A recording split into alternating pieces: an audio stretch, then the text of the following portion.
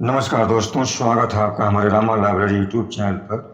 दोस्तों, हम अपने जीवन में जो भी योजनाएं और अपने करियर को लेकर के लक्ष्य बनाते हैं, वे दीर्घकालीन योजनाएं बहुत कठिन होती हैं, क्योंकि समय के साथ लोगों के लक्ष्य और सपने बदल जाते हैं।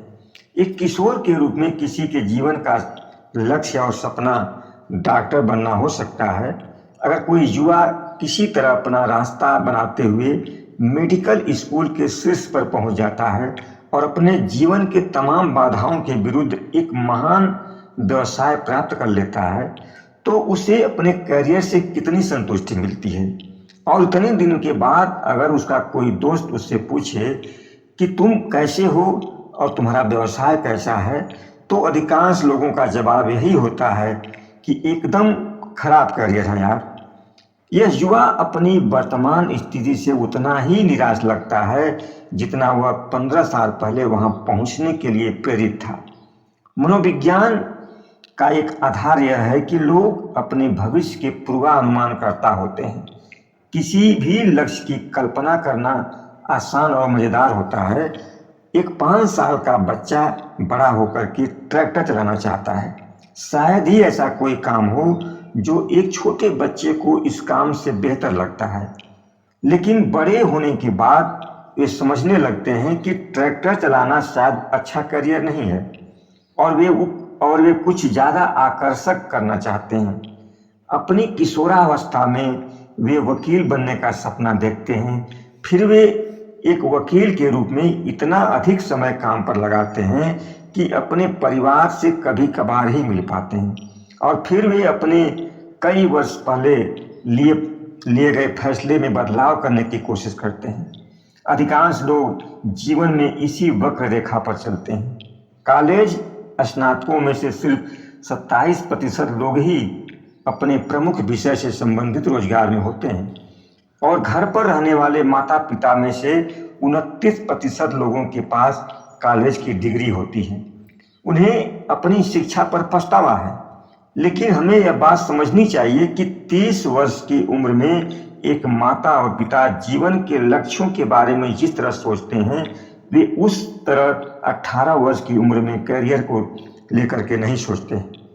दीर्घकालीन वित्तीय योजनाएं आवश्यक हैं, लेकिन चीजें बदलती भी हैं। आपके चारों तरफ की दुनिया, साथ ही आपकी कामनाएं और लक्ष्य भी बदलते हैं। यह कहना एक अलग बात है कि हमें नहीं पता कि भविष्य में क्या होगा, और यह स्वीकार करना एक अलग बात है कि आप आज खुद नहीं जानते कि भविष्य में आप क्या चाहेंगे। और यह सच है कि हम में से कुछ ही जानते हैं जब भविष्य में आप क्या चाहेंगे इसे लेकर के आपके विचार बदलने की संभावना हो, तो अस्थायी दीर्घकालीन निर्णय लेना कठिन होता है। हार्वर्ड के मनोवैज्ञानिक डेनियल गिलबर्ट ने कहा था कि जीवन के हर चरण में हम ऐसे निर्णय लेते हैं जो उन लोगों के जीवन को गहन रूप से प्रभावित करेंगे जो हम आगे जाकर बनने वाले हैं। और जब हम उन लोगों में बदल जाते हैं, हम हमेशा अपने निर्णयों पर खुश नहीं होते। इसीलिए युवा लोग उन टैटू को हटवाने के लिए काफी पैसा खर्च करते हैं जिन्हें बनवाने के लिए किशोरावस्था में पैसा खर्च किया था। अधेड़ उम्र के लोग उन लोगों को तलाक देने की जल्दी में हैं जिनसे युवावस्था में शादी करना चाहते थे। वृद्ध लोग उन चीजों से पीछा छुड़ाने के लिए कड़ी मेहनत करते हैं जिन्हें मध्य आयु में पाने के लिए मेहनत की थी, और यह सिलसिला चलता ही रहता है। हम यह सबक नहीं सीख पाते कि हम अभी वह बने हैं जो हमें हमेशा से बनना था, और जो हम अपने शेष जीवन में बने रहेंगे। गिलबर्ट का शोध दर्शाता है कि 18 वर्ष से 68 वर्ष की आयु तक लोग कैसे इस बात को कम आंकते हैं कि वे भविष्य में कितना बदलने वाले हैं।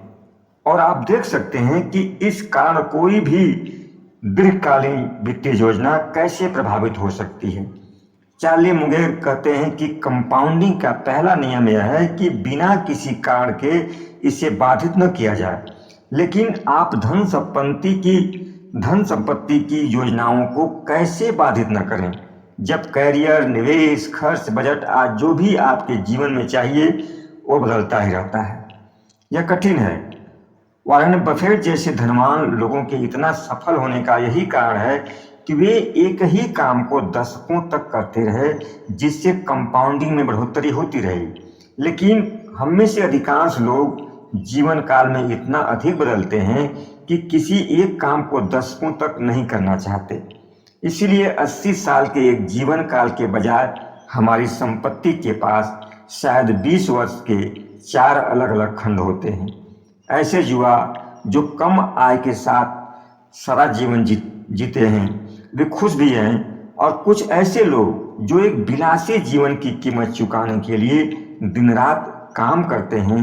जोखिम दोनों के लिए है और इस समस्या का कोई आसान समाधान नहीं है। एक 5 साल के बच्चे से कहकर देखिए कि उसे ट्रैक्टर चलाना नहीं बल्कि एक वकील बनना चाहिए, और वह रोम रोम से इसका विरोध करेगा। लेकिन ऐसी 2 बातें हैं जिन्हें ध्यान में रखना आवश्यक है जब आप वे वित्तीय निर्णय ले रहे हों जो आपके हिसाब से दीर्घकालीन हैं। तो आपको वित्तीय आयोजन की चरम सीमाओं से बचना चाहिए। यह मान लेना कि आप कम आय के साथ खुश रहेंगे या अधिक आय पाने के लिए दिन रात की मेहनत का विकल्प चुनेंगे, यह इस बात की संभावना को बढ़ा देता है कि एक दिन आप खुद को पछताते हुए पाएंगे। पछतावा तब अधिक दुखदायी होता है जब आप पिछली योजना को छोड़कर विपरीत दिशा में दुगुनी गति से दौड़ने लगते हैं, खोए हुए समय की भरपाई करने के लिए। और कंपाउंडिंग तभी अच्छी तरह से काम करती है जब आप किसी योजना को विकसित होने के लिए वर्षों या दशकों का समय दें। और यह सिर्फ बचत करने के लिए ही नहीं बल्कि कैरियर और रिश्तों के लिए भी उचित तरह काम करती है। इस बात को हमेशा ध्यान रखें कि सहनशीलता ही कुंजी है, और जब आप समय के साथ अपने बदलने की प्रवृत्ति को ध्यान में रखकर चलेंगे तो जीवन में यह संतुलन भविष्य में होने वाले पछतावे से बचने और सहनशीलता को बढ़ाने की कार्यनीति बन जाता है।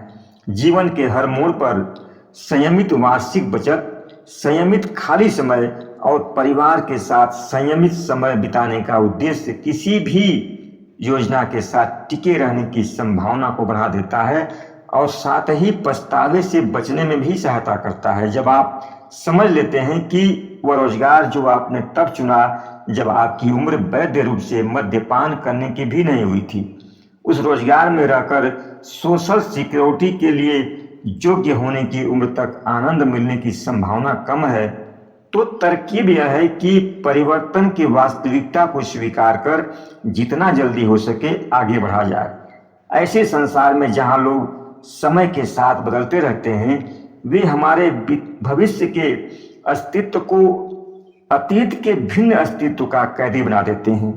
यह वैसे ही है जैसे कोई अजनबी आपके लिए आपके जीवन के बड़े निर्णय ले रहा हो। यह स्वीकार करना कि वे वित्तीय निर्णय जो तब लिए गए जब आप एक अलग व्यक्ति थे, उन्हें जीवन रक्षक की सहायता से घसीटने की बजाय बेदर्दी से पीछे छोड़ देना भविष्य में होने वाले पछतावे से बचा जा सकता है। और जितनी जल्दी यह किया जाए उतनी ही जल्दी आप कंपाउंडिंग की ओर लौट सकते हैं।